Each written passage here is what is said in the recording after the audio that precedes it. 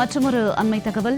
ராமநாதபுரம் ஆட்சியர் அலுவலகத்தை காட்டுநாயக்கர் பழங்குடியின சமுதாயத்தினர் முற்றுகையிட்டு போராட்டம் நடத்தி வருகின்றனர். அண்மை தகவலாக பார்த்து வருகிறோம்.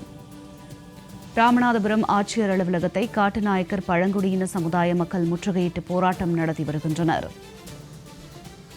விவரங்களோடு இணைகிறார் எமது செய்தியாளர் ரகு. வணக்கம் ரகு. எதற்காக மக்கள் இந்த போராட்டத்தை நடத்தி வருகின்றனர்? விரிவான தகவல் ரகு.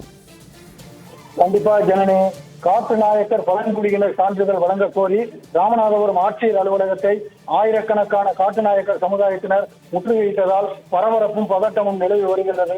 ராமநாதபுரம் மாவட்டத்தில் காட்டுநாயக்கர் பழங்குடியினர் அண்ணா நகர், எம்ஜிஆர் நகர், சக்கரக்கோட்டை, திருப்புல்லானி, தேவிப்பட்டினம், பரமக்குடி, தொண்டி, ஆர்எஸ் மங்கலம், திருவாடானை உள்ளிட்ட பல பகுதிகளிலும் வசித்து வருகின்றனர். இவர்களது குழந்தைகள் 1000க்கும் மேற்பட்டவர்கள் ராமநாதபுரம் மாவட்டத்தின் பல்வேறு பள்ளிகளிலும் படித்து வருகின்றனர். ஆனால் அவர்களுக்கு இதுவரை சாதி சான்றிதழ் வழங்கப்படவில்லை. இதனால் சாதி சான்றிதழ் இல்லாத ஒரு மாணவ சமுதாயமாகவே இவர்கள் வாழ்ந்து வருகின்றனர்.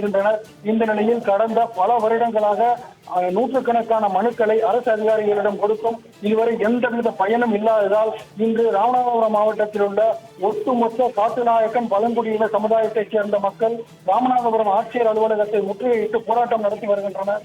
தங்களுக்கு உடனடியாக காட்டுநாயக்கர் பழங்குடியின சான்றிதழ் வழங்காவிட்டால் மாவட்ட ஆட்சியர் அலுவலக வளாகத்தை விட்டு வெளியேறப் போவதில்லை என்று அறிவித்து அதிகாலையிலேயே பள்ளி மாணவ மாணவிகள் உட்பட பெரியோர்கள், பெற்றோர்கள், பெண்கள், ஆண்கள் என 2000-3000க்கும் மேற்பட்டவர்கள் குவிந்துள்ளனர். இதனால் ராமநாதபுரம் ஆட்சியர் அலுவலக வளாகத்தில் தங்களுடைய விரிவான தகவலுக்கு நன்றி ரகு.